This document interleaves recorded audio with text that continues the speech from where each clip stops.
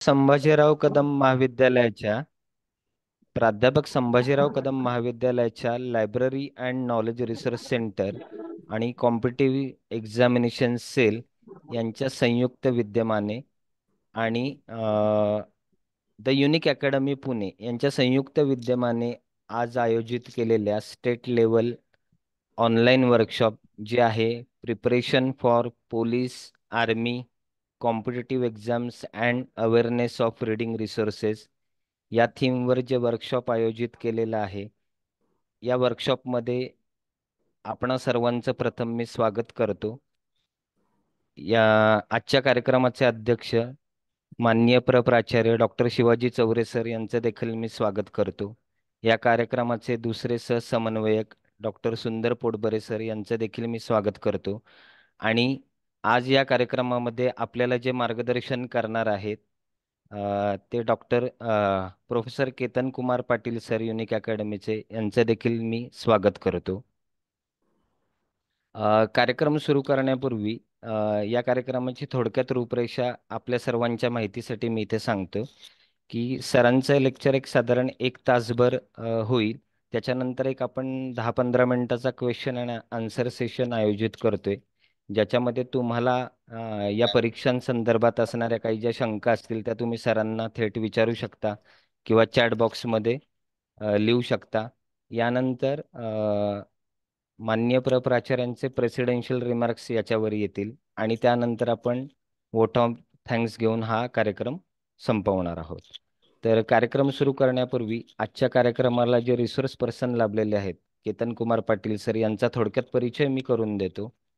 खरं तर सरांचा परिचय करून देण्याची ते काहीच गरज नाही, कारण मागच्या वर्षी पण त्यांचं मार्गदर्शन आपल्याला लाभलं होतं आणि त्याचा मुलांना खूपच उपयोग झाला होता. तरीही आज काही जे नवीन पार्टिसिपंट्स आहेत त्यांच्यासाठी ही ओळख गरजेची आहे. सरांचा थोडक्यात परिचय म्हणजे सर द युनिक अकॅडमीमध्ये करंट अफेअर हा विषय शिकवतात. युनिक अकॅडमीमध्ये ते ॲज अ ॲडमिनिस्ट्रेटिव्ह ऑफिसर म्हणून गेली 10 वर्ष कार्यरत आहेत. सर मूळचे जळगाव जिल्ह्यातील जामनेर तालुक्यातील आहेत आणि सरांचं शिक्षण B pharmacy, post graduate diploma in business management operations आणि जेंडर अँड डेव्हलपमेंट स्टडीजमध्ये सरांनी मास्टर ऑफ आर्ट्स केलेलं आहे.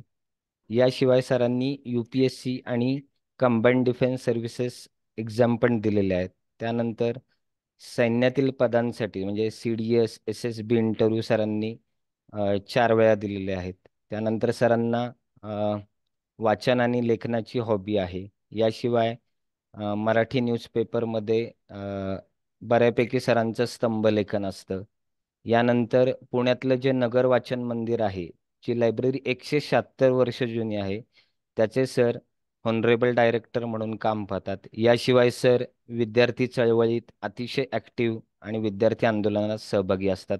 एकूणच आजच्या कार्यक्रमासाठी आपल्याला ज्यांचं मार्गदर्शन लाभणार आहे असे केतन कुमार पाटील सर. फारसा वेळ न घेता सरांना मी विनंती करतो की त्यांनी विद्यार्थ्यांना मार्गदर्शन करावं. पाटील सर. नमस्ते. माझा आवाज मला वाटतं आपल्या सगळ्यांपर्यंत येत असावा. येतोय सर. ओके.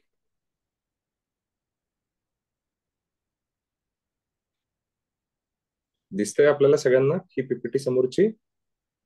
दिसते सर. ओके, ठीक आहे. नमस्कार, तुमच्या सगळ्यांचं स्वागत. सगळ्यात महत्वाचं म्हणजे आपल्याला कुठल्याही परीक्षांची तयारी करायची असेल, कुठलाही बदल आपल्याला घडवायचा असेल, आता आपण ज्या परिस्थितीत आहोत त्या परिस्थितीतून पुढे जायचं असेल, यश मिळवायचं असेल, तर सगळ्यात महत्वाचा घटक कुठला गरजेचा आहे? तर तुम्हाला बदल करणं जमलं पाहिजे. हा बदल कशातला असू शकतो? हा बदल आपल्या आयुष्यातला छोटा मोठा कुठलाही बदल असू शकतो, किंवा यामध्ये तुमच्या अभ्यासाच्या पद्धतीत बदल असू शकतो, तुमच्या विचारांच्या शक्तींमध्ये बदल असू शकतो. तर गांधीजींचं फेमस वाक्य, be the change you want to see in the world. तुम्हाला जो बदल करायचा ना समाजामध्ये, व्यवस्थेमध्ये, तो सगळ्यात अगोदर तुम्ही तुमच्यामध्ये अंमलात आणला पाहिजे. तो बदल तुम्ही ऍक्सेप्ट केला पाहिजे. हे केलं तर बाकी सगळं खरं. आता आपण इतक्या सगळ्या मोठ्या परीक्षा आपल्या पोस्टरवरती लिहिल्या आहेत, अगदी पोलीस भरतीपासून स्पर्धा परीक्षांपर्यंत. तर या स्पर्धा परीक्षांची खासियत काय असते? तर यात हे मला असं वाटतं, हे माझं वैयक्तिक मत आहे, की हे साधारणतः 8 असे गुण आहे किंवा स्किल सेट आहे. हा प्रत्येक व्यक्तीकडे जर असला ना, तर त्या व्यक्तीनं यश मिळवणं अधिक सोपं होईल. उत्तम नागरिक आपण तयार होऊ शकतो. अधिकारी देण्यासाठी तुम्हाला परीक्षा तर सगळ्या द्याव्याच लागतील. म्हणजे अगदी पोलीस कॉन्स्टेबल होण्यापासून ते IAS होण्यापर्यंत त्या सगळ्या परीक्षा द्याव्या लागतील. पण ते करण्या अगोदर बेसिक ऍप्टिट्यूड आपल्याकडे एक काही गुणांचा संचय असला पाहिजे आणि त्या पद्धतीने आपण वागलं पाहिजे, असं जे मला वाटतं. त्यातली काही 8 गुण मी तुमच्या समोर लिहिलेत.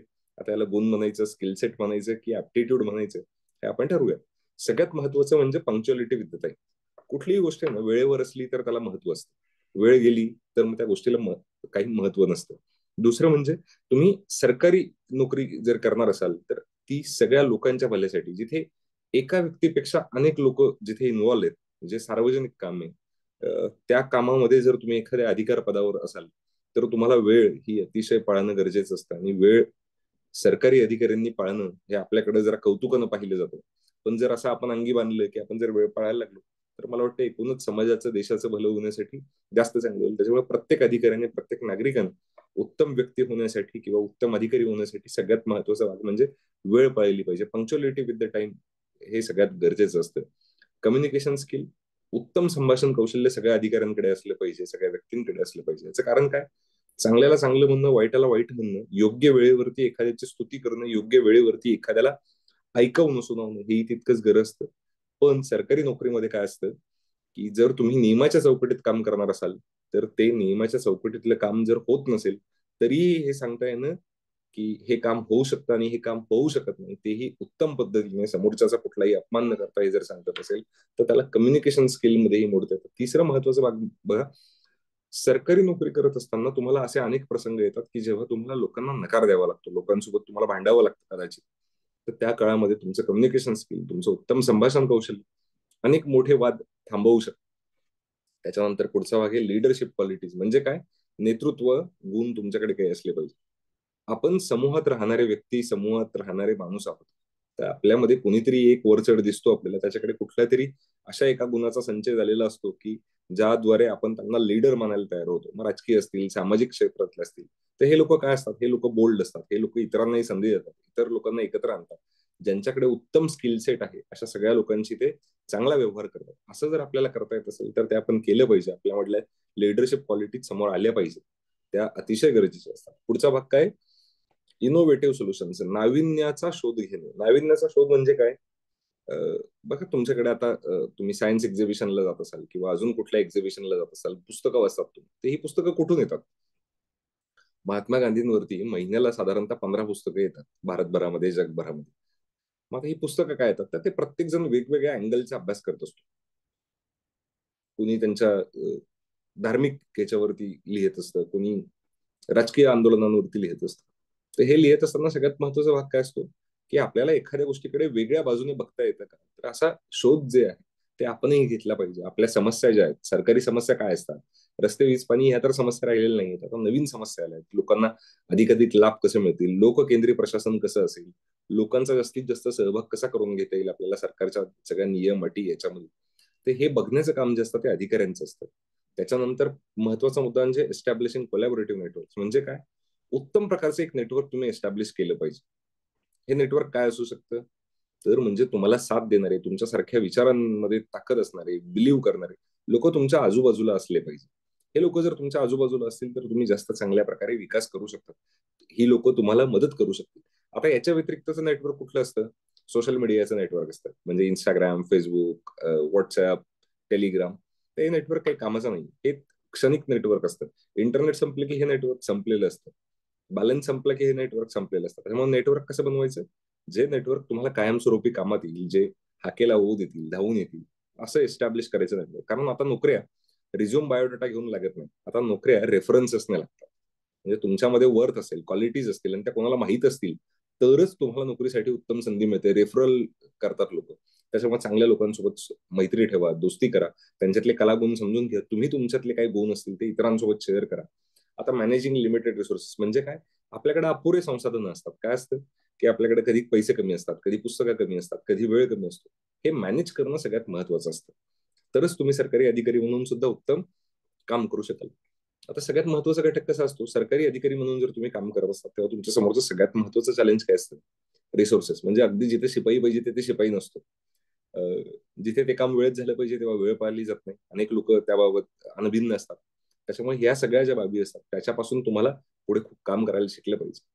पैसे हा सगळ्यात क्रिटिकल रिसोर्स असतोच, तसंच वेळ हा रिसोर्स असतो. तिसरं, उत्तम मार्गदर्शन करणारे चांगले लोक तुमच्या आजूबाजूला असणं हे सुद्धा अधिकारी असताना सुद्धा गरजेचं असतं.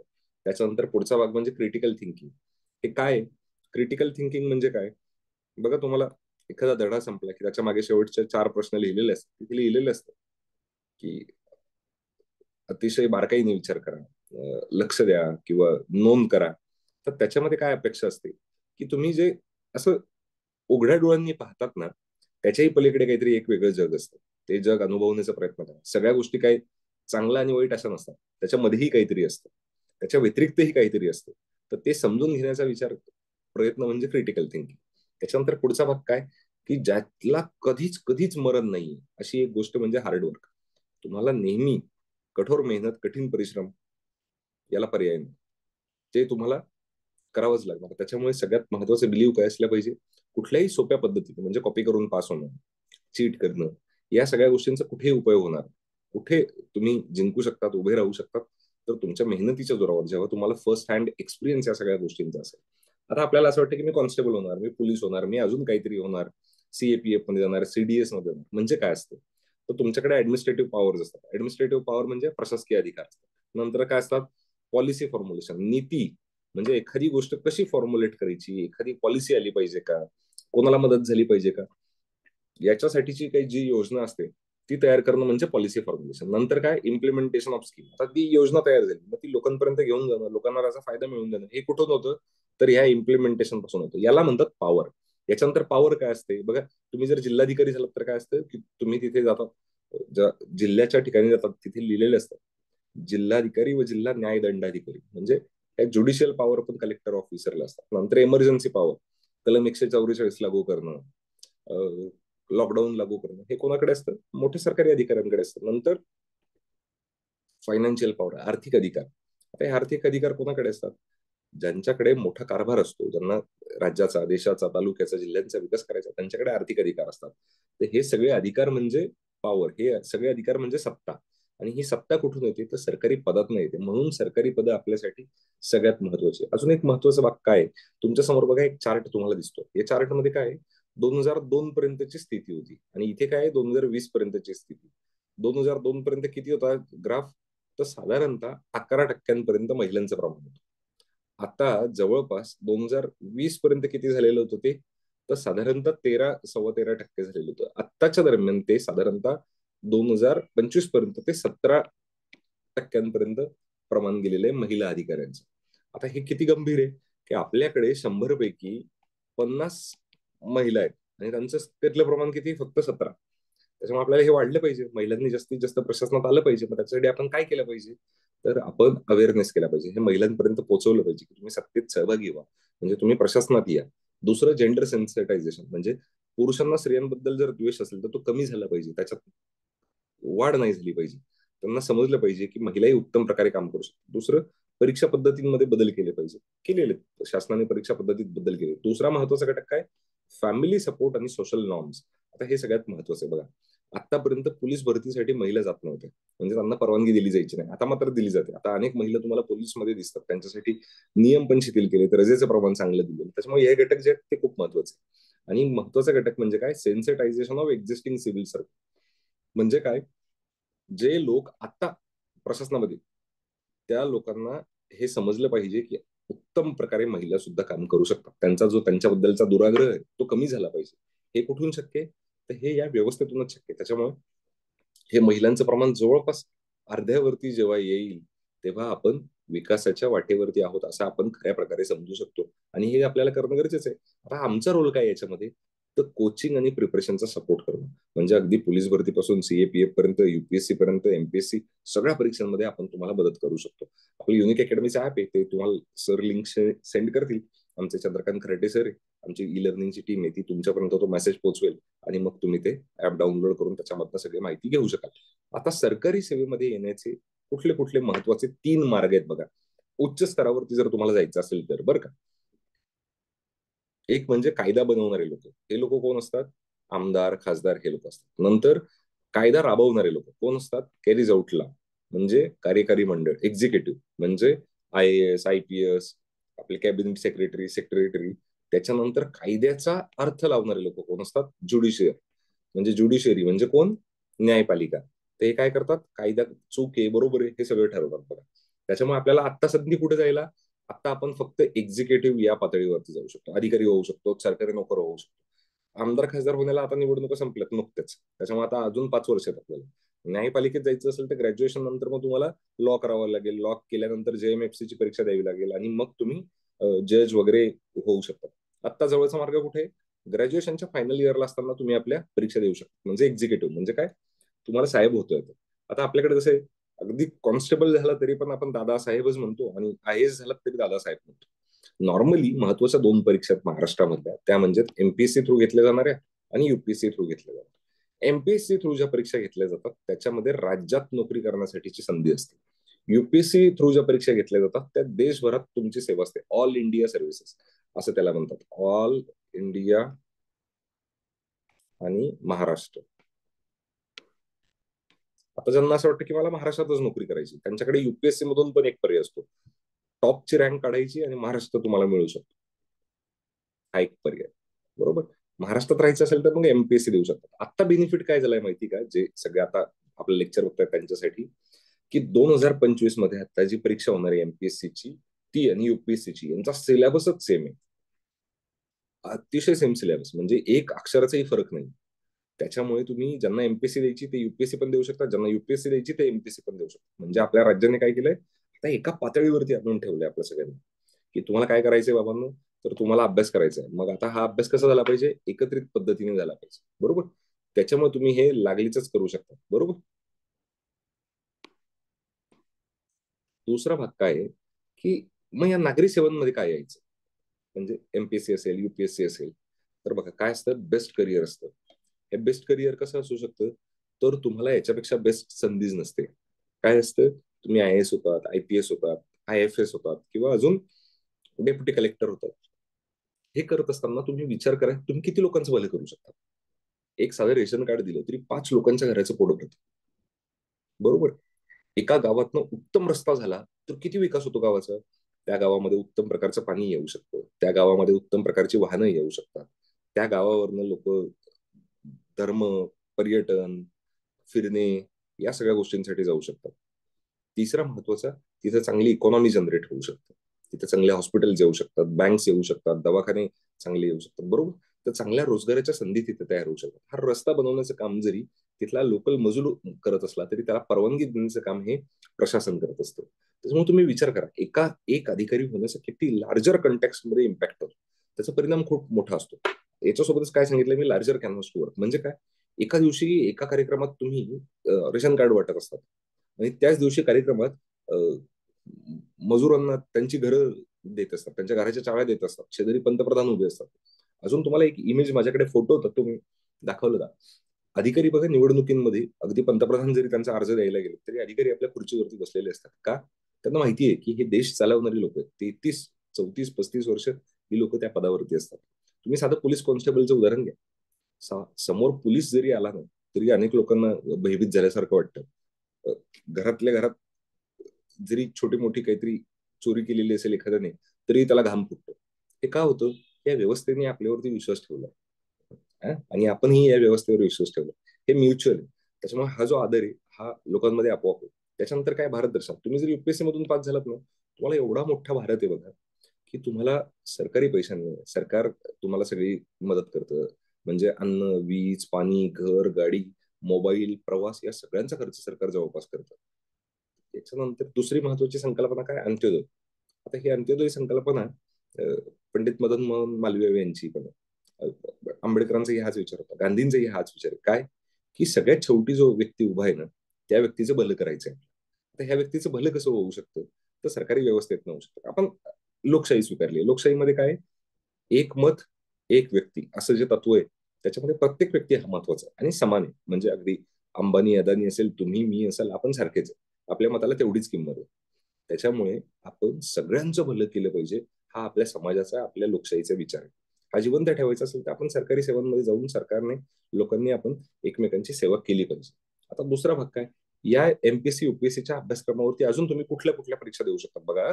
अनेक विद्यार्थ्यांना एनडीए ची तयारी करायची असते, ते तिथे जाऊ शकतात 11वी-12वी नंतर पण. आणि नंतर कंबाईंड डिफेन्स सर्व्हिसेस. आता याच्यामधून 4 भाग असतात सीडीएस मध्ये. कुठले असतात? मिलिटरी, IMA, नंतर नेव्ही, त्याच्यानंतर अजून कुठली असते? आहेत का कोणी कमेंट बॉक्स मध्ये लिहायला? नाही. बर, नंतर OT असते, officers training academy Chennai. Air force असते, याच्यासाठी फक्त हाईट, एअरफोर्स साठी हाईट मॅटर करते, वेट मॅटर करतं. त्याच्यानंतर तुम्हाला 11वी-12वी मध्ये मॅथमॅटिक्स असलं पाहिजे, या गोष्टी मॅटर करतात. बरोबर. तर हे 4 पेपर अतिशय महत्वाचे असतात. हे 4 भाग असतात सीडीएस मधले. जे सीडीएस द्यायची ते जाऊ शकतात. नंतर CAPF, ग्रॅज्युएशनच्या फायनल इयरला असताना तुम्ही असिस्टंट कमांडंट होऊ शकतात. बघा, नक्षलग्रस्त भागांमध्ये सगळ्यात जास्त जी लोक काम करतात ती या परीक्षेतून आलेली असतात, CAPF मधून. दुसरं, महत्वाची सरकारी जे आस्थापन आहेत, सरकारी सगळ्या ज्या कंपन्या आहेत, तिथे जे काय काम चालतं त्यांचं प्रोटेक्शनचं, हे सुद्धा इथेच चालतं. EPFO, employees provident fund.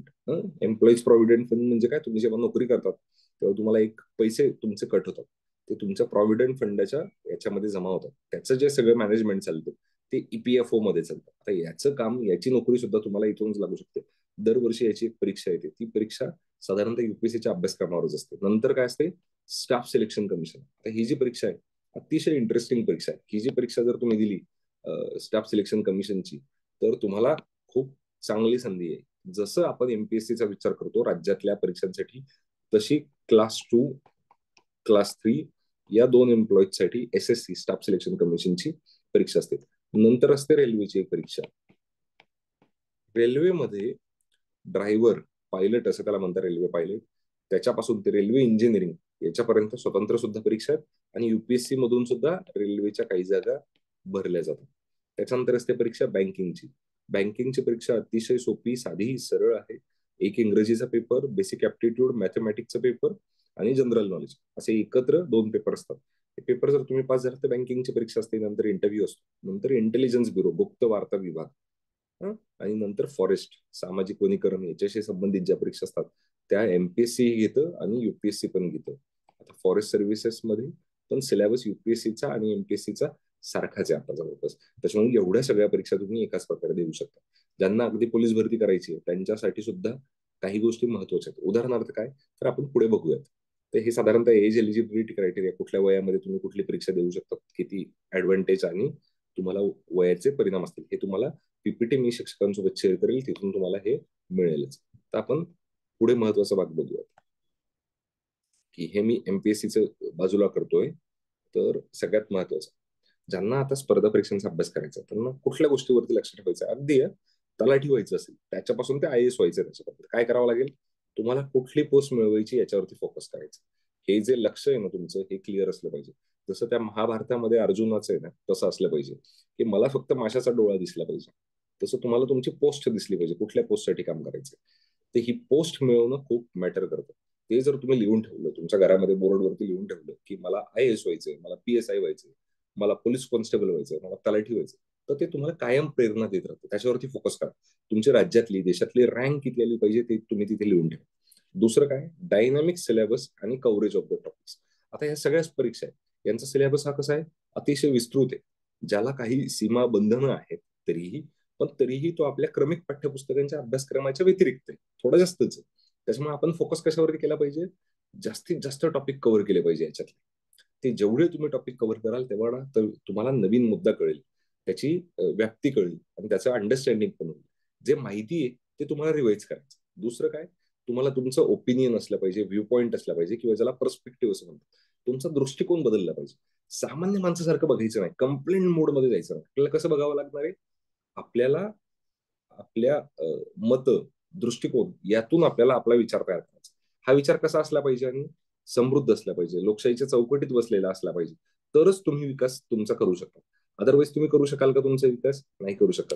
आणि तुम्हाला हे समजून घेतलं पाहिजे. दुसरं, सोल्युशन्स आणि केस स्टडीज. आता तुमच्याकडे उत्तरं असली पाहिजे, म्हणजे लोक तुमच्या समोर प्रश्न घेऊन येणार आहेत, मग तुम्ही काय केलं पाहिजे? तुम्ही त्याच्यावरती उत्तरं देऊ शकला पाहिजे, तुमच्याकडे उत्तरं असली पाहिजे.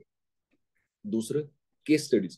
तुमच्याकडे पूर्वी याच्यावरती असा प्रॉब्लेम आला, त्याच्यावरती लोकांनी असं सोल्युशन घेतलं, तर त्या केस स्टडीज असल्या पाहिजे. बरोबर.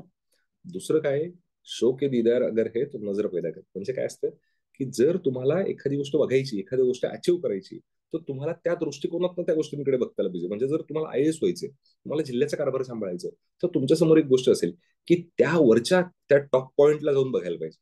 म्हणजे बघा, ग्राउंड वरून विमानातला व्ह्यू दिसतो का? नाही. त्याच्यासाठी आपल्याला विमानात बसावं लागतं, विमानात मग जमिनीकडे पाहावं लागतं. तेव्हा आपल्याला ती टोपोग्राफी, तो भौगोलिक संरचना आपल्याला त्या भागातली कळते. तसंच आहे, तुम्हाला IAS व्हायचं असेल तर तुम्हाला त्या झोनमध्ये जावं लागेल. तुम्हाला तेवढं न्यूट्रल राहावं लागेल, कुठल्याही एका बाजूचा विचार करायचा नाही, न्यूट्रलपणे निर्णय द्यायचा. तितकं चांगलं वेल ड्रेस असलं पाहिजे, तितकी चांगली तुमची ओपिनियन असली पाहिजे, तेवढं चांगलं वाचन असलं पाहिजे. हे कुठून येतं? तर तुमच्या वाचनात नाही, तुम्ही चांगल्या लोकांसोबत भेटलात, बोललात तर येईल. अजून महत्वाचा भाग काय? Conceptual understanding. कुठल्याही परीक्षेचा अभ्यास करा तुम्ही, सगळ्यात महत्वाचा घटक कुठला आहे? तुम्हाला कन्सेप्ट समजल्या पाहिजे. उदाहरणार्थ प्रकाश संश्लेषण, प्रश्न येईल का लगेचच डायरेक्टली? नाही येणार, पण प्रकाश संश्लेषण काय आहे तुम्हाला समजलं पाहिजे. म्हणजे झाडं ऊन शोषून घेतात आणि त्याच्यापासून अन्न तयार करतात, हे तर आपण सगळेच वाचतोय. पण ते होतं कसं? म्हणजे साधा शेतकरी त्यालाही माहिती असतंच ना की हे कसं चालतं. त्याच्या इतक्या वर्षांच्या विजडमवरती हजारो वर्षांपासून आपण शेती करत आलेलो आहोत, तर ती तशीच करतो. सगळ्यात पहिले आपण तांदूळ पिकवायला सुरुवात केली, सगळ्यात पहिलं पीक. ते कसं आलं असेल? तर त्याला ती कन्सेप्ट समजली की हा ठीक आहे, हे असं होतं. बरोबर. तसंच आपण ह्या कन्सेप्ट समजून घेतल्या पाहिजे.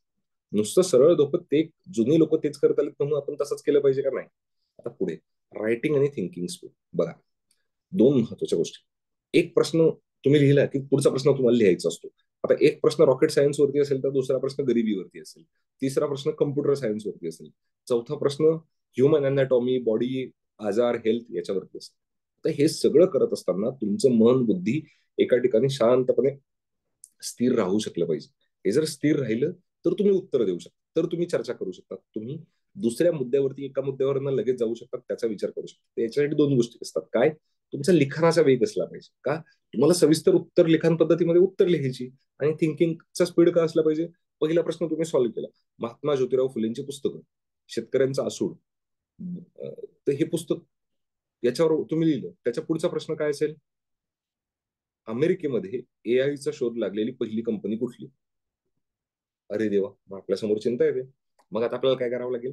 तर याच्या संदर्भातला आपला जो मेंदू आहे तो सगळ्यात पहिले स्थिर राहिला पाहिजे. त्याच्यासाठी त्याला उत्तम खाद्य पुरवलं पाहिजे. म्हणजे काय? चांगलं वाचन असलं पाहिजे, त्याच्यानंतर रिव्हिजन असलं पाहिजे. हे करायचं असेल तर आपल्या विचाराची शक्ती वाढली पाहिजे. ती कशी वाढते? तर वारंवार अभ्यास, रिव्हिजन यातनं वाढते. तर मग हे करायचं असेल तर आपल्याला आपल्या समोरचं चॅलेंज काय बघा, ज्यांना सगळ्यांना अभ्यासाची सुरुवात करायची त्यांच्यासाठी महत्वाचा घटक कुठला असणार आहे? तर सगळ्यात महत्वाचा घटक म्हणजे पहिला भाग, वाचा. पहिलं रीडिंग. आता मी इथे बसलेल्या किती उपस्थित आहेत मी आता पाहू शकत नाहीये, पण जेवढे सगळे उपस्थित असतील त्यांना माझं चॅलेंज, तुम्हाला काही अधिकारी व्हायचं असेल, नाही व्हायचं असेल, सामान्य नागरिक म्हणून राहायचं असेल तरी चालेल, पण 5वी ते 12वी या दोन वर्गांची पुस्तकं, 5वी ते 12वी, 5वी पासून ते 12वी, हा, अशी कुठले विषय सांगतो मी बघा. History, geography, polity, environment, history, geography, polity, environment, economics, science. या सायन्स मध्ये PCB सगळेच, फिजिक्स, केमिस्ट्री, बायोलॉजी एवढी. आणि सोसायटी जर समाजशास्त्र जर काही असेल अजून वेगळ्या पद्धतीने, आणि नागरिक शास्त्र जर वेगळं असेल, पॉलिटीमध्ये यायलाच पाहिजे. पण जर वेगळा 8वी 9वीला काही विषयांचा असतो तर सिविक्स. असे एवढे पुस्तकं आहेत ना, एकाच सलग रेषेत वाचायचे. म्हणजे कसं, 5वीचं हिस्ट्री घेतलं की 6वीचं, मग 7वीचं, 8वीचं, 9वीचं, 10वीचं, 11वीचं आणि 12वीचं, असं एक वेळा केलं. त्याच्यानंतर सेकंड टाइम वाचायचं. पहिल्या वेळेस कसं असतं, पहिल्या वेळेस काही गोष्टी समजत नाही. म्हणजे 14वा लुई का 12वा लुई, फ्रेंच मध्ये क्रांती कशी झाली, अमेरिकेत क्रांती कशी झाली, हे काही लक्षात येत नाही. दुसऱ्या रिडिंग मध्ये मात्र तुम्हाला ते लक्षात येऊ शकतं. पहिल्या रिडिंग मध्ये भगतसिंग, सुखदेव, राजगुरू लक्षात राहतात. दुसऱ्या रिडिंग मध्ये गांधी लक्षात राहतात. तिसऱ्या रिडिंग मध्ये मात्र दोघे लक्षात राहतात. आता तसा आपला इमोशनल हे असतो. त्याच्यानंतर तिसऱ्या रिडिंग मध्ये तुम्हाला काय करायचंय, जेव्हा तिसऱ्या वेळेस तुम्ही एखादा चॅप्टर वाचाल तेव्हा काय करायचं, त्या चॅप्टर मधल्या महत्वाच्या नोट्स काढायच्या, नोट्स मेकिंग करायचं. ज्यांना कोणाला कुठली परीक्षा पास व्हायची असेल त्यांच्यासाठीचा स्टँडर्ड फॉर्म्युला. द युनिक अकॅडमीमध्ये येणारा प्रत्येक विद्यार्थी साधारणतः या स्तरावरती तयारी करतो आणि त्याची तयारी तशी करून घेतली जाते. आता पुढचा नोट्स काढल्यात तुम्ही, आता पुढे काय? Choose the best books. आता या नोट्स कसं काढल्या तुम्ही? क्रमिक पाठ्यपुस्तकांमधून काढल्या. आता याच्या पुढचा टप्पा काय? आता याच्यापेक्षा भारी असलेले पुस्तकं काढायची. म्हणजे काय, भारतीय इतिहासावरती एक उत्तम पुस्तक आहे. आता मी तुमचं लेक्चर सुरू होण्यापूर्वी एक पुस्तक चाळत होतो, तर तुमच्या समोरच आहे बघा. आता हे पुस्तक आहे, class A to partition of India. तर हे इतकं छान पुस्तक आहे की तुम्हाला दिसेल की याच्यामध्ये बघा, ह्या नोट्स आहेत तुमच्या समोर, मी मार्किंग करून दिली आहे. आता हे पुस्तक जीर्ण झालंय, जरा जुनं आहे, त्याच्यामुळे तुमच्या किती लक्षात येईल मला माहित नाही. पण मग नोट्स म्हणजे काय की त्याच्यातला महत्वाचा भाग वाचणं आणि तो वेगळा काढणं, बरोबर. तर हे तुम्हाला करता आलं पाहिजे. आता हे उत्तम पुस्तक जर असेल तर या पुस्तकाचं आपण काय केलं पाहिजे, त्या पुस्तकाच्या नोट्स काढल्या पाहिजे. नोट्स काढल्या चांगल्या पुस्तकांच्या, तर त्या काय होतील, तुम्ही जे पूर्वी वाचलंय बघा, 7वीच्या इतिहासात तुम्ही काहीतरी वाचलं असेल, 8वीच्या इतिहासात वाचलं असेल, त्या इतिहासासोबत आता ह्या मोठ्या फक्त इतिहासाच्या एका रेफरन्स बुक मधून अजून तुम्हाला काहीतरी ऍडिशनल माहिती मिळेल. ती माहिती एकत्रित करायची. म्हणजे काय झालं, आता इतिहासाचा नोट्सचा भाग तुमचा परिपूर्ण झाला, की आता तुम्हाला परत इतिहास वाचायची गरज नाही पडणार. त्या नोट्स वाचल्यात की तुम्हाला तुम्ही काय वाचलं होतं ते आपोआप आठवतं. त्याचं उदाहरण म्हणून मी तुम्हाला सांगतो की आता तुम्ही आठवून बघा, तुम्ही कदाचित चंद्रग्रहण सूर्यग्रहण, आता तुम्हाला कन्फ्युजन असेल की पृथ्वी चंद्र आणि सूर्य काय कुठे काय मध्ये. पण आज जाऊन तुम्ही ते वाचा, घरी जाऊन चंद्रग्रहण, पृथ्वीचे सूर्यग्रहण, या दोन गोष्टी वाचा. आणि अजून एक तुम्ही वाचलं असेल जिओग्राफी मधली एकदम इंटरेस्टिंग संकल्पना, काय, अमावस्येला भरती आणि पौर्णिमेला ओहोटी, असं का असतं, असं काहीतरी वाचलं असेल, बरोबर. तर तेही वाचा. तुम्हाला बघा किती इंटरेस्टने त्या गोष्टी लक्षात राहतील. याचं कारण असं असतं की तेव्हा ते आपल्याला अवघड वाटत होतं. आता अनेक गोष्टी तुम्हाला कळायला लागल्यात ना. म्हणजे आता 5वीचं गणित तुम्ही पाहिलं, तुम्ही असं एकदम लगेचच सोडवा. 6वीचं तसंच सोडवाल. 7वीचं गणित कदाचित अनेक लोकांना थोडं कठीण वाटू शकतं. त्या ट्रिग्नोमेट्रीमध्ये तर काही म्हणजे स्पर्धा परीक्षांमध्ये ट्रिग्नोमेट्री खूप मोठ्या प्रमाणात काही विचारलं जात नाही, जे तुम्ही वाचलं असेल. आता काय आहे, ही महत्वाची पुस्तकं आहे ना, ही स्वतः जायचं आणि स्वतः वाचायची. पुस्तकांचं दुकान तुमच्याकडे असेलच, त्या पुस्तकांच्या दुकानात जायचं, 4 पुस्तकं मागायची, बघायचं, चाळायचं, त्याचे पहिले इंडेक्स वाचायचे. त्याच्यानंतर तुमचं जेव्हा समाधान होईल तेव्हाच ते पुस्तक विकत घ्यायचं. आता आपण काय म्हटलं, micro notes with help of the references. आता तुमच्या लक्षात आलं, पहिले क्रमिक पाठ्यपुस्तकं, नंतर तुम्हाला आवडलेली चांगली दर्जेदार पुस्तकं, ही एकत्रितपणे वाचायची. ती वाचून झाली की त्याच्या नोट्स काढायच्या आणि त्या नोट्स आपण लक्षात ठेवायचं. आता अजून आपल्याला ज्ञान कुठे मिळू शकतं बघा, म्युझियम मध्ये जातात तुम्ही, वस्तू संग्रहालय, प्राणी संग्रहालय, किंवा जुने काहीतरी पुरातन काळातले काही जपून ठेवले, तिथे गेल्यावर एखादी वस्तू ठेवलेली असते. उदाहरणार्थ आता हा मोबाईल ठेवला असं आपण समजू, आणि त्या मोबाईलमध्ये काय त्याच्या खाली लिहिलेलं असतं की हा मोबाईल 5व्या शतकामध्ये राजा सातवाहनाच्या काळामध्ये सापडला, बरोबर. मग आपल्या लक्षात असतं, आपलं पाहिलेलं चित्र, इमेज आणि वाचलेलं ते, हे सगळं एकत्रितपणे आपला मेंदू स्टोअर करतो. तुम्हाला ते कदाचित तिथे आठवणार नाही, पण नंतर जेव्हा कुठेतरी त्याचा रेफरन्स पॉईंट येईल तेव्हा तुम्हाला आठवतात. मग आपल्याला वाटतं की अरे मी हे कुठेतरी पाहिलंय, वाचलंय. तर हे रेफरन्सेस ऑडिओ पिक्टोग्राफिकल, म्हणजे ऑडिओ म्हणजे काय, ऑडिओ व्हिडिओ जर तुम्ही म्हणजे मूव्ही पाहिला असेल, डॉक्युमेंटरी पाहिली, तर ती लगेच लक्षात येते. म्हणजे आता काल एखादा चित्रपट रिलीज झाला, तो जर तुम्ही पाहिला तर तुम्हाला लगेच कळतं की काश्मीरमध्ये बर्फ पडतो, बरोबर. पण जर असं सांगितलं काश्मीरमध्ये बर्फ पडतो, मग आपल्या डोक्यात फ्रीजच्या बर्फाच्या व्यतिरिक्त बर्फच लक्षात राहत नाही. पण जर तुम्ही चित्रपटात पाहिलं की हा काश्मीरमध्ये असा बर्फ पडतो, सूचीपर्णी वृक्ष असे असतात, देवदार, अशोक, हे अशी झाडं आहेत, तर हे आपल्याला लगेच लक्षात राहतं. याला म्हणतात पिक्टोग्राफिकल मेमरी. तर असा अभ्यास करायचा. म्हणजे काय, ग्राफ्स बघायचे, चित्र बघायचे, इमेजेस बघायचे, मूवीज, डॉक्युमेंटरीज असे बघायचे की ज्याच्यातनं तुम्हाला ज्ञान मिळेल, बरोबर. समाज समजेल, व्यक्ती समजतील, बरोबर. त्याच्यानंतर चार्ट्स बघायचे. आता बघा मी तुम्हाला ग्राफ दाखवलं आणि सांगितलं की 17% महिला आहेत आपल्याकडे प्रशासनात, आपल्याला ते प्रमाण 50% घेऊन जायचं. हा ग्राफ तुम्ही विसरणारच नाही, हाय गॅरंटी. याचं कारण का, तो तुम्ही तसा पाहिलाय. मी जर असं सांगितलं असतं 17% आणि 50%, कदाचित तुमच्या लक्षात राहिलं नसतं, त्याची गंभीरता तुमच्या लक्षात आली नसते, बरोबर. आता मेमॉनिक्स, मेमॉनिक्स म्हणजे काय, आता बघा इंद्रधनुष्य असतो, आपण त्याला काय म्हणतो, ता ना ही पी नी जा, म्हणजे काय, तांबडा नारंगी काय ते असं सगळं आपण लक्षात ठेवतो. विबगॉर असं ते इंग्लिशमध्ये म्हणतात, काय, violet, Indigo, blue, green, yellow, ते असं लक्षात ठेवतो. त्याला म्हणतात मेमोनिक्स. म्हणजे काय, चटकन लक्षात राहण्यासाठी केलेल्या युक्ती. त्याच्यानंतर मीम्स, आता हे सगळ्यात फेमस आहे. इंस्टाग्राम, युट्यूब, काय फेसबुक सगळीकडे असतं. म्हणजे उद्या माझ्या लेक्चरचा काहीतरी फोटो टाकणार आणि खाली टाकणार कसे व्हायचे कलेक्टर, आणि त्याचा फोटो फिरवायचा, तर त्याला म्हणतात मीम्स. तर हे मीम्स याच्यात पण तुम्हाला काही शिकायला मिळू शकतं. आणि एज्युकेशनल मीम्स असतात बघा. त्याच्यानंतर ब्रेन स्टॉर्मिंग. ब्रेन स्टॉर्मिंग म्हणजे काय, ज्यांचा उत्तम एखाद्या विषयातला अभ्यास आहे त्या व्यक्तींसोबत बोलणं, त्यांच्यासोबत चर्चा करणं, डिस्कशन करणं, हे असतं ब्रेन स्टॉर्मिंग. तुम्ही जर करणार नसाल तर कुणीतरी त्यांची मुलाखत घेतलेली असेल, पॉडकास्ट घेतलेला असेल, तर तो ऐका. पण ते पॉडकास्टच्या नावाखाली उगाच काहीतरी वेगळे पॉडकास्ट ऐकू नका. ठीक आहे. त्याच्यानंतर पुढे बघा आन्सर स्ट्रक्चर. आता आपल्याला कसं वाटतं स्पर्धा परीक्षांचा अभ्यास करायचा आहे, एखादं पद मिळवायचं म्हणजे काय, खूप जास्त अभ्यास करावा लागतो. नाही, खूप जास्त नाही अभ्यास करावा लागतो. मुद्देशीर अभ्यास करावा लागतो आणि तेवढंच लक्षात ठेवावं लागतं. बाकी तर समजून घ्यावं लागतं. बरोबर. आता ही समजून घेण्याच्या प्रोसेसमध्ये उत्तरं तयार होतात. तुम्हाला उदाहरण म्हणून सांगतो, तुम्ही सगळे या प्रश्नांचं उत्तर देऊ शकता. 1857च्या उठावाची कारणे लिहा. सगळ्यांना पाठ असतील. 10वी मध्ये सगळ्यांनी याचा अभ्यास केला.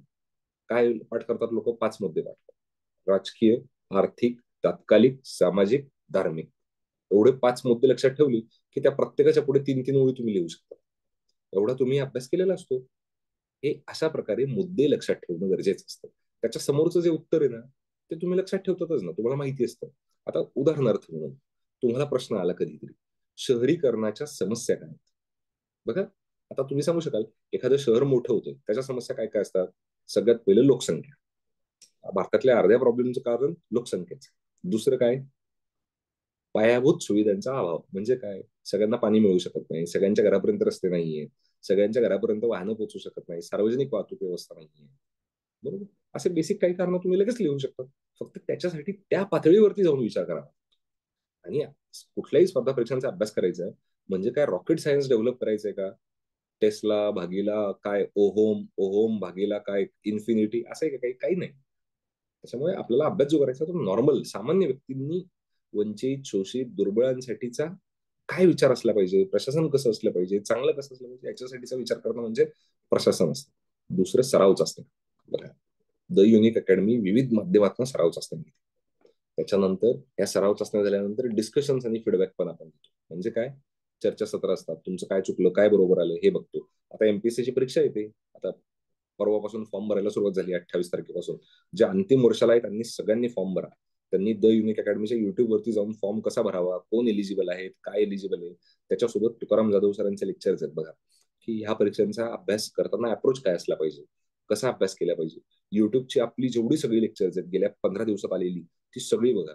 मास्टर क्लास नावाची आपली एक सिरीज सुरू झाली आहे, ती बघा. आणि त्याच्यासोबत करंट अफेअरची साहिल सोनटक्के सरांची एक सिरीज आहे. तर त्याच्यामध्ये आपण चालू घडामोडींचा अभ्यास कसा करावा, त्याच्यामध्ये काय डेप्थ असली पाहिजे, कुठले विषय गरजेचे असतात, ते नव्याने तुम्हाला कळतील.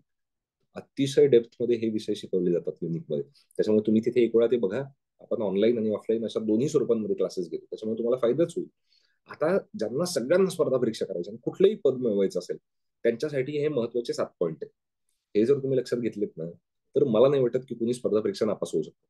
द युनिक अकॅडमीमध्ये विविध विविध भागातनं, विविध सामाजिक गटातनं विद्यार्थी येतात. मी त्यांचं ऑब्झर्वेशन करत असताना माझ्या काही पॉईंट्स लक्षात आले. ते म्हणजे काय, की सगळ्यात महत्वाचं म्हणजे तुम्ही इंग्लिशवरती फोकस केला पाहिजे. इंग्लिश इंग्लिश तुम्हाला बोलता आलं पाहिजे, लिहिता आलं पाहिजे, बेसिक वाचता तरी आलं पाहिजे ना किंवा. कारण तुम्हाला प्रश्न कळायला पाहिजे.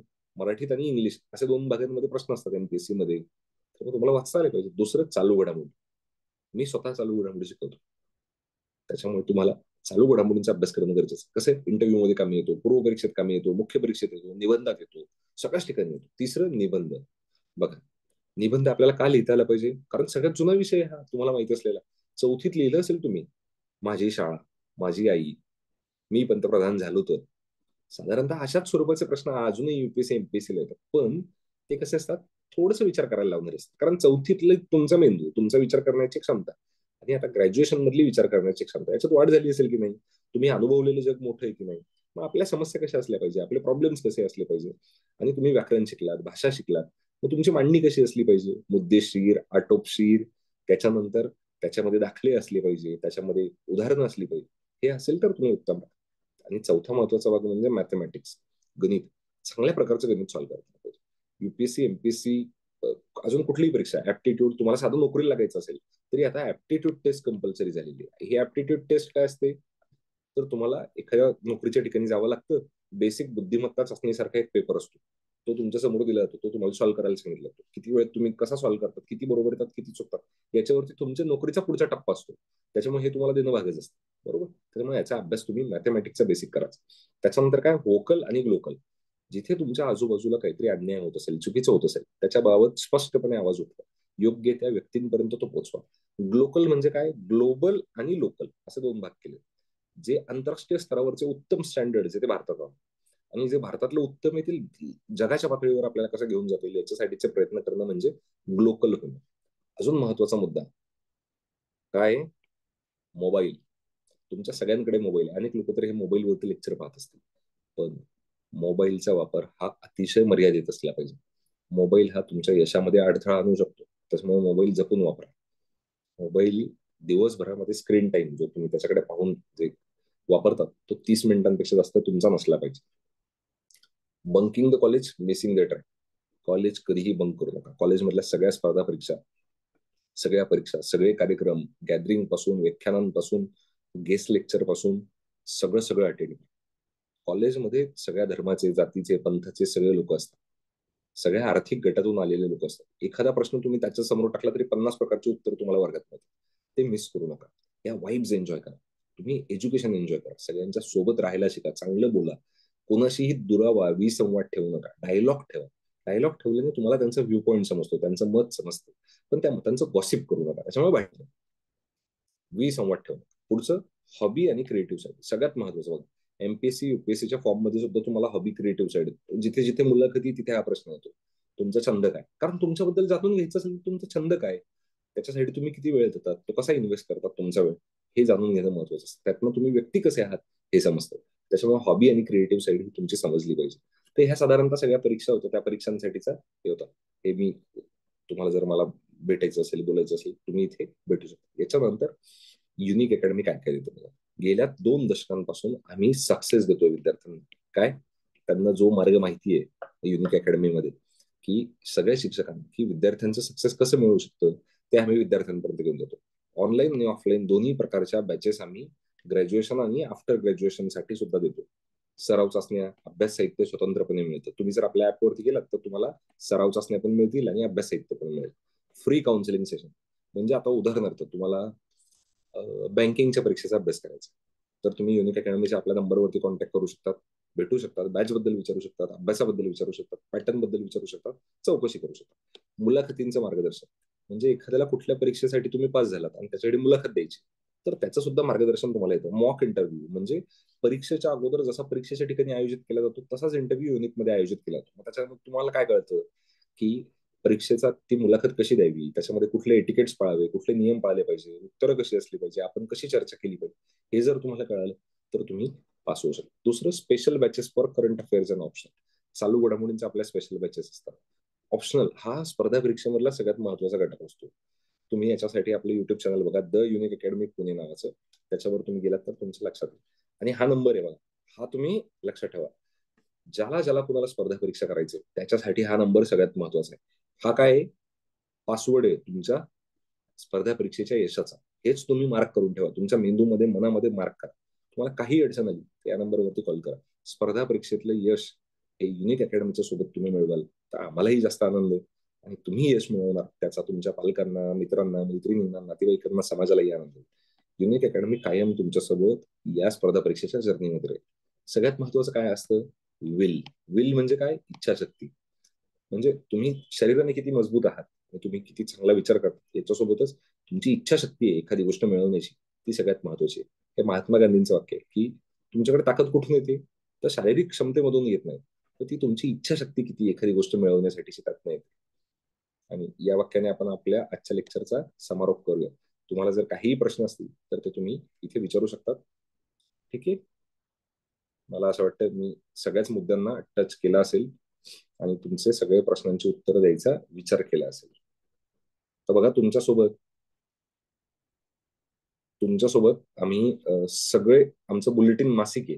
चालू घडामोडींचा ज्यांना ज्यांना अभ्यास करायचा आहे त्यांच्यासाठी सगळ्या बॅचेसची माहिती आपण तुम्हाला मेसेजमध्ये, इनबॉक्समध्ये दिली आहे. त्याच्यानंतर आमचं डिटेल्स तुमच्यासोबत शेअर केलेली आहे. त्याच्यानंतर चालू घडामोडींचं जे मासिक आहे ते तुम्ही कसं वाचलं पाहिजे त्याच्या सगळ्यात माहिती याच्यामध्ये दिलेली आहे. युपीएससी एमपीएससीचं माहितीपत्रक दिलंय, तर ते तुम्ही वाचा. तुमचा मेल आय डी कॉलेज किंवा तुमचे कॉन्टॅक्ट डिटेल्स जर कॉलेजने दिले तर ते तुम्हाला बुलेटिन तुमच्या मेलवरती पण मिळू शकतं. त्यामुळे या सगळ्या गोष्टींचा तुम्ही अभ्यास करा. बघा, तुम्हाला काही अडचणी असतील तर तुम्ही प्रश्न विचारू शकता. मी प्राचार्य सरांचे, हर्षल सरांचे, चौरे सरांचे सगळ्यांचे खूप खूप आभार मानतो की युनिक अकॅडमीला तुम्ही ही संधी दिली तुमच्यापर्यंत पोहोचण्याची, बोलण्याची. मी तुमच्या सगळ्यांचा खूप खूप आभारी आहे. मला वाटतं तुमच्या जर काही शंका असतील तर त्यांची उत्तर आपण घेऊया. अ, विद्यार्थ्यांच्या कोणाच्या काही शंका आहेत का इथे? तुम्ही सरांना डायरेक्ट विचारू शकता किंवा चॅट बॉक्समध्ये शेअर केलं तरी चालू शकेल. ज्यांना कोणाला आता शंका नसतील हवं तर ते मेसेज किंवा टेक्स्ट करू शकतात मला. सर, विद्यार्थ्यांच्या वतीने माझेच एक दोन प्रश्न होते की येस सर, आता तुम्ही तर सांगितलं की नुसती इच्छा असून फायदा नाही, इच्छाशक्ती हवी आहे स्पर्धा परीक्षांसाठी, आणि एक तासाच्या लेक्चरमध्ये आपण काही सगळं कव्हर करू शकत नाहीये. बरोबर बरोबर आता सर. याच्यामध्ये तुम्ही म्हणजे आता आमची मुलं पोलीस भरती आर्मीची पण तयारी करतात आहे किंवा इतर जे कॉम्पिटेटिव्ह एक्झाम आहे त्याची पण तयारी करतात आहे. ह्याच्यामध्ये महत्त्वाचा भाग जो आहे की मागच्या वर्षी आपण कॉम्पिटेटिव्ह एक्झामची जी बुक लिस्ट शेअर केली होती युनिक, तर ती हो आपण घेतली होती सगळी पुस्तकं. तर माझे बरोबर. दोन प्रश्न असे आहेत की याच्या व्यतिरिक्त कुठली पुस्तकं मुलांनी वाचली पाहिजेत, आणि दुसरी गोष्ट की पुस्तकांव्यतिरिक्त इतर कुठले रिसोर्सेस वापरले पाहिजेत, कारण मला असं वाटतंय की नुसती पुस्तकं सफिशियंट ठरणार नाही त्याच्यामध्ये. तर याच्यावर थोडंसं जरा विद्यार्थ्यांना तुम्ही मार्गदर्शन करा. म्हणजे सगळ्यात महत्वाचं म्हणजे मला काय वाटतं, तुम्हाला माझ्या पाठीमागे बहुतेक मॅप दिसत असेल बघा. दिसतंय दिसतंय. हा, आणि काय की आपल्याला जे करायचंय ते आपल्या अवतीभोवती सगळ्या ठिकाणी असलं पाहिजे. एक सगळ्यात महत्वाचं. माझं काय ध्येय आहे? मला जगाचा अभ्यास, जगाचा भूगोल माहित असला पाहिजे. उद्या चालू घडामोडी मी जर शिकवतो आणि जर मला कळालं की कुठेतरी नेपाळमध्ये एक शहर आहे आणि ते शहर मला माहितच नाही, त्याचं भौगोलिक स्थानच माहित नाही, तर मी त्याच्यावरती काय चर्चा करू शकतो? त्याच्यामुळे इथली सुरुवात कुठून होते? वर्तमानपत्रापासून होते. इथली सुरुवात नकाशांपासून होते. जे आपण 5वी ते 12वी मध्ये सगळं मिस केले ना, तिथून आपल्या अभ्यासाच्या तयारीला सुरुवात होते. कसं की मला इंग्रजी येत नाही, तर मी पहिलं बेसिक सांगितलं की तुम्ही इंग्रजी शिका. इंग्रजी बोलायला, लिहायला, व्याकरण शिका. मराठी भाषेचं व्याकरणही आपल्याला आलं पाहिजे. निबंध लिहिता आला पाहिजे. आपण निबंध कधीपासून लिहितो? 4थी पासून लिहितो, बरोबर. कल्पनात्मक विस्तार आपल्याला करायला जमला तर आपण अनेक गोष्टी करू शकतो. एआय काय करतं? एआय हेच करतं. जे तुमच्या मर्यादा आहेत ना, त्याच्यावरती एआयने विजय मिळवला. ते जे करायचंय ते आता तुम्हाला बेसिक लेवलवरती करायचंय. एआय 100 पानं वाचून एक पानांचा एक तृतीयांश सारांश लेखन लिहू शकतं. आपल्याला ते करण्यासाठी आपण 5वी 6वी पासून प्रयत्न करतोय. आपल्याला हे करायचं. दुसरं काय करायचंय? सगळ्यात महत्वाचं बेसिक क्रमिक पाठ्यपुस्तकं तर वाचायची आहे, पण ते पण करायचंय की शाळेच्या कॉलेजच्या ग्रंथालयात जायचंय. कादंबरी, कथा, इतिहास हे पण वाचायचं. कारण कसं आहे ना, मला कवितेचा प्रकार म्हणून गझल ही कधी समजेल? जर मी गझल वाचली तर समजेल. गाणं कसं लिहितात? तर गाणं तेच आहे जी कविता. म्हणजे उदाहरणार्थ एक कविता होती बघा. फिटे अंधाराचे जाळे झाले मोकळे आकाश, दरी खोऱ्यातून वाहे एक प्रकाश प्रकाश. ही कधीची कविता आहे? 6वी 7वीतली कविता आहे. पण मला नंतर लक्षात आलं की अरे हे गाणं म्हणून एक चित्रित झालेलं आहे. ते का झालंय? कारण मराठीमध्ये तुम्ही आपण काय शिकलेलो असतो? तर मात्रा शिकलेलो असतो बघा मराठी व्याकरणामध्ये. एक मात्रा लघु, दुसरी मात्रा दीर्घ. मग ते असं असतं. आता तुम्हाला जर उदाहरण म्हणून सांगायचं असेल, रामदास स्वामींचे जे काही अभंग आहे ते कसे आहे? तर ते एका वृत्तामध्ये, मग ते कुठलं वृत्त आहे? हे साधं बेसिक ऑब्झर्वेशन असतं. म्हणजे हे मराठी. आता त्याचं जे लगागा लगागा लगागा असं त्याचं मात्रा येतात. म्हणजे काय? मना सज्जना भक्तिपंथीची जावे. आता ते लघु दीर्घ लघु दीर्घ असं जर तुम्ही मोजलं तर ते तसं आहे. इतकं बेसिक आहे. म्हणजे तुम्हाला चौकस बुद्धी ठेवून तुम्हाला सगळं वाचायचंय, त्या गोष्टींकडे बघायचे. आता पुस्तकं कुठली वाचली पाहिजेत? तर सगळ्यात पहिलं तर सकाळी वर्तमानपत्र वाचलं पाहिजे. वर्तमानपत्रातनं स्पर्धा परीक्षेचा सिलेबस तुम्ही समोर ठेवायचा. तुम्हाला जी परीक्षा द्यायची त्या परीक्षेचा, की या परीक्षेच्या सिलेबसमध्ये काय येतं. अजून महत्वाचा मुद्दा म्हणजे गेल्या 5 वर्षांच्या कमीत कमी प्रश्नपत्रिका तुमच्या समोर असल्या पाहिजे. या प्रश्नपत्रिका जर तुमच्या समोर असतील तर तुम्हाला समजू शकतं की या परीक्षेमध्ये या प्रकारचे प्रश्न येतात. हा सिलेबस आहे आणि मी जे पुस्तकं वाचले त्यातनं तर एवढाच भाग कव्हर होतो. मग तुम्ही शोध घ्याल की यातनं विज्ञान कव्हर होत नाहीये. मग ते विज्ञान कव्हर कुठून होऊ शकतं? तर मग त्याच्यासाठी आता आपण जी पुस्तकं युनिक अकॅडमीची विकत घेतली आहे, मला वाटतं तुमच्याकडे सोनाली भुसारेंनी लिहिलेलं सामान्य जनरल सायन्सचं पुस्तक असेल आपलं, ते पुस्तक तुम्ही बघू शकता. मग त्याच्यामध्ये तुम्हाला कळेल प्रकाश संश्लेषण आपण ज्याच्यावरती चर्चा केली की प्रकाश संश्लेषणाची थेरी कुणी मांडली. झाडं श्वास घेतात, झाडं जिवंत असतात, हे जगदीशचंद्र बोसने मांडलं. हे आपल्याला तिथनं कळेल ना. तर याच्यासाठी पुढचं अवांतर वाचन असतं. जेव्हा सगळ्यात पहिले बेसिक झालं त्याच्यानंतर पुढचं अवांतर वाचन, मग नंतर सविस्तर संदर्भांचं वाचन केलं पाहिजे. आता अजून महत्वाचं, जे वर्तमानपत्र असेल त्यांनी एक मराठी एक इंग्रजी वाचायला सुरुवात करायची. साधारणतः एकाच समूहाचं. म्हणजे कसं की महाराष्ट्र टाइम्स वाचला तर टाइम्स ऑफ इंडिया वाचा, लोकसत्ता वाचला तर इंडियन एक्सप्रेस वाचा. कारण काय असतं, एक बातमी मराठीत असते देशाची राज्याची, तशीच बातमी इंग्रजी पेपरमध्ये त्याच स्वरूपात असते. म्हणजे तुम्हाला मराठीत वाचलेली बातमी अगोदर वाचली आणि नंतर इंग्रजी वाचली, तर तुम्हाला संदर्भ लागेल. काही शब्द नाही लक्षात आले तर तुम्ही डिक्शनरी सोबत ठेवून बसा. म्हणजे माझ्याकडे आता सुद्धा डिक्शनरी मी बघतोच ना. ते ही तुम्हाला बघायची सवय लागली पाहिजे. अजून महत्वाचा भाग म्हणजे की ज्यांनी उत्तम प्रकारची उत्तरं लिहिलीत बघा, ती उत्तरं तुम्हाला कुठे बघायला मिळत असतील, तुमच्या क्लासमध्ये दाखवली जात असतील तर बघा.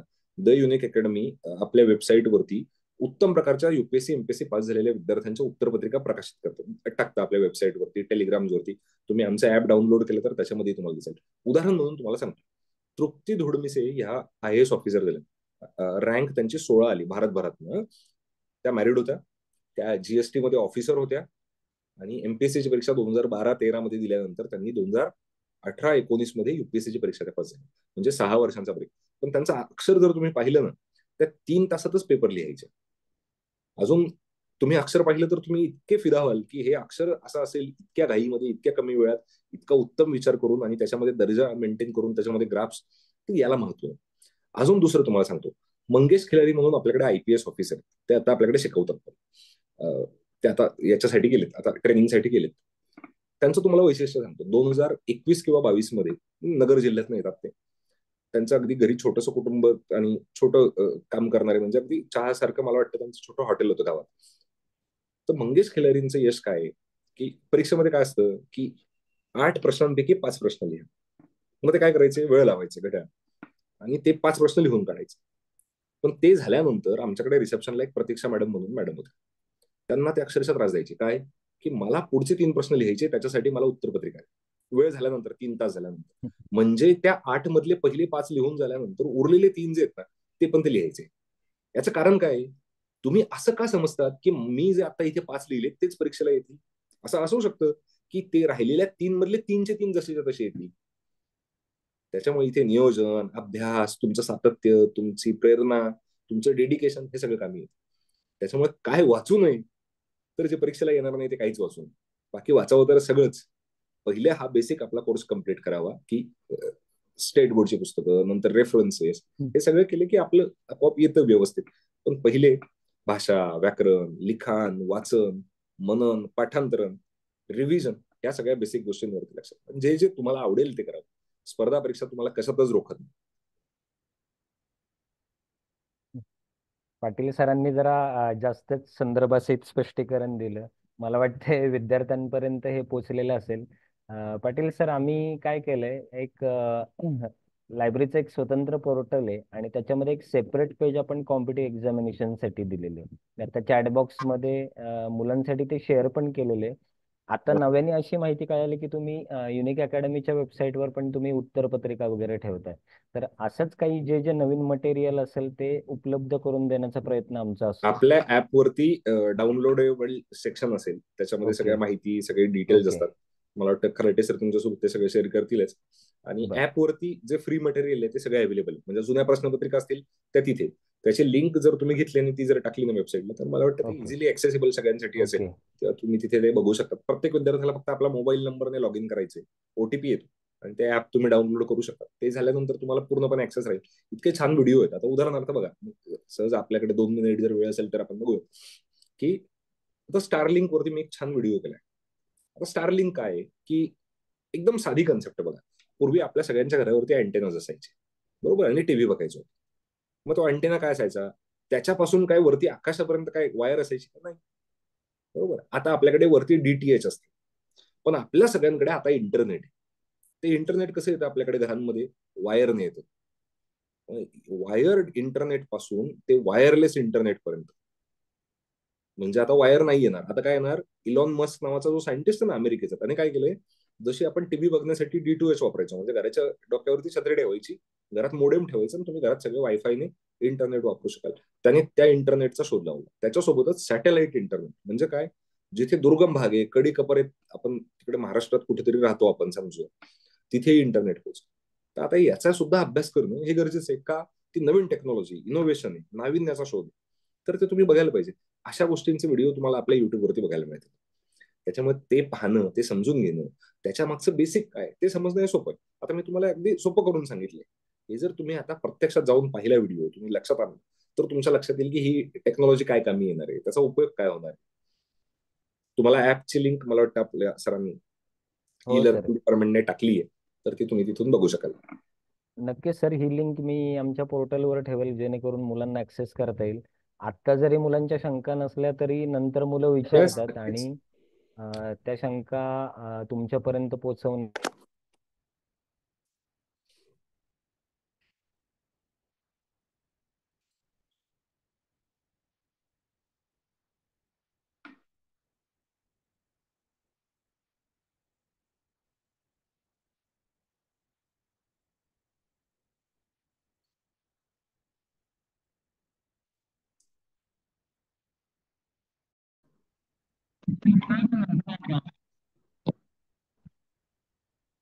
Pawar sir.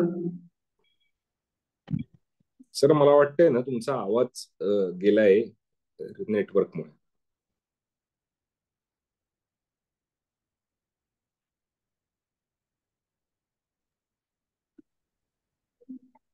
Hello Pawar sir.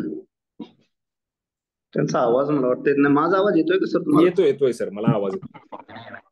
अच्छा ठीक आहे, काय हरकत नाही. स्पर्धा परीक्षा मला माझ्याकडेच आहे आणि सरांच्याकडं लायब्ररी आहे. लायब्ररीमध्ये आम्ही स्पर्धा परीक्षेचे वेगवेगळे पोर्टल, वेगवेगळे ऍप्स विद्यार्थ्यांना आम्ही प्रोव्हाइड करतो आणि स्पर्धा परीक्षेच्या माध्यमातून युनिक अकॅडमी सोबत आपण बरेचसे कार्यक्रम सुद्धा या अगोदर सुद्धा घेतलेले आहेत. येस. दरवर्षी आपण सर एक सेमिनार युनिक अकॅडमी आणि आमचं महाविद्यालय हे घेत असतं. सातारची तुमची शाखा देखील आमच्याकडे प्रत्यक्ष म्हणजे लाईव्ह इथं वर्गात येऊन लेक्चर त्यांनी सुद्धा दिलेले आहेत. म्हणजे युनिक अकॅडमी आणि आमचं प्राध्यापक संभाजीराव महाविद्यालय हे तसं आपले पहिल्यापासूनचेच जुने संबंध. रिलेशन आहे. तर निश्चितच सर आजचं लेक्चर अतिशय जबरदस्त आणि प्रेरणादायी अशा स्वरूपाचं होतं. कारण एवढी डिटेल्स इन्फॉर्मेशन आमच्या विद्यार्थ्यांना तुम्ही दिलेली आहे. खरं म्हणजे आज विद्यार्थ्यांचा जो ट्रेंड निर्माण झालेला आहे किंवा म्हणजे काय करायचं ह्या संभ्रमात विद्यार्थी आहे. कोरोनाच्या नंतरच्या सर आपण बॅचेस थोड्याशा बघितल्या, तर तुम्हाला पण अनुभव आला असेल आणि आम्हाला पण अनुभव येतोय सर की कोरोना नंतरच्या ज्या काही बॅचेस आज म्हणजे पुढे आलेले आहेत, या बॅचेस म्हणजे कुठंतरी ऑनलाईनच्या याच्यामध्ये हे मागं पडल्याचे मला असं दिसून म्हणजे आम्हाला वाटतंय की हे मुलं अभ्यासापासून दूर गेलेली आहेत. एमपीएससी असेल, युपीएससी असेल, सर्वच स्पर्धा परीक्षा यापासून ही मुलं थोडीशी म्हणजे त्यांचा जो वे आहे पूर्वीचा अभ्यास करण्याचा आणि आत्ताचा अभ्यास करण्याचा, रेग्युलरचा देखील अभ्यास सर आणि एमपीएससी युपीएससी सुद्धा मुलांना असं वाटतं की आपण इंटरनेटवरून सगळी माहिती घेऊ शकतो आणि मग आपण सगळं काही नेटवरूनच आपण मोबाईलवरून सगळं काही हँडल करू शकतो. पण नाही सर, त्याच्या बरोबरच तुम्हाला काही पुस्तकं वाचावी लागतील, काय अभ्यास प्रॉपर करावा लागेल, तरच विद्यार्थी एमपीएससी युपीएससी किंवा ज्या काही स्पर्धा परीक्षा आहेत, पोलीस भरती, आर्मी, तर क्रॅक करू शकतो. अन्यथा इथून पुढच्या विद्यार्थ्यांना केवळ ऑनलाईन जर तो निर्भर राहिला म्हणजे सर्व काही इंटरनेटवरच, तर मात्र अवघड आहे सर. तुम्ही अतिशय चांगल्या स्वरूपाची माहिती देऊन कुठले कुठले पुस्तके वाचावीत, कुठले पेपर्स वाचावेत, त्याचा काय डिटेल्स, इंग्लिश पेपर कसा आहे, मराठी पेपर त्यासोबत कुठला घ्यावा, म्हणजे एकंदरीत म्हणजे त्याला असं म्हणूया की आजचं लेक्चर हे विद्यार्थ्यांना सर्वांगीण विकासासाठी उपयोगी पडणार. निश्चितच आमच्या महाविद्यालयाकडून आमच्या स्पर्धा परीक्षा मार्गदर्शक असेल किंवा आमचे लायब्ररी पवार सर आहेत त्यांच्याकडून मी खूप खूप तुम्हाला धन्यवाद देतो की सर तुम्ही आजचं लेक्चर तुम्ही कंडक्ट करण्यासाठी आम्हाला निश्चित परवानगी दिली. तुम्ही ते लेक्चर घेतलं आणि एक आमच्या विद्यार्थ्यांना त्याला म्हणूया एक सुवर्ण संधी उपलब्ध करून दिली किंवा सगळ्या परीक्षांचा अभ्यास किंवा आपण कसा वेग घेतला पाहिजे, कसं आपण पुढे गेलं पाहिजे, स्पर्धेमध्ये कसं टिकलं पाहिजे या संदर्भात सर आपण खूप छान असं मार्गदर्शन केलं. महाविद्यालयाच्या वतीनं, स्पर्धा परीक्षा मार्गदर्शन केंद्राच्या वतीनं, लायब्ररीच्या वतीनं मी आपले मनपूर्वक आभार मानतो. आणि आमचे प्राचार्य ही तर एका कार्यक्रमामध्ये गेल्यामुळे आपण हा कार्यक्रम हा या ठिकाणी संपन्न झाला. परत एकदा तुमच्या सर्व स्टाफचे, युनिक अकॅडमीचा संपूर्ण अगदी जी शाखा आहे तुमची पुणे असेल, सातारा, सर्वांचंच आम्हाला सहकार्य असतं. तर तुमचे खूप खूप आभार. तुम्ही अतिशय चांगल्या पद्धतीचं आम्हाला योगदान दिलेलं आहे, मार्गदर्शन केलेलं आहे, त्याबद्दल महाविद्यालयाच्या वतीने मी आभार मानतो आणि हा कार्यक्रम या ठिकाणी संपन्न झाला असं मी जाहीर करतो. Very very thank you sir. Thank you sir. Thank you e learning.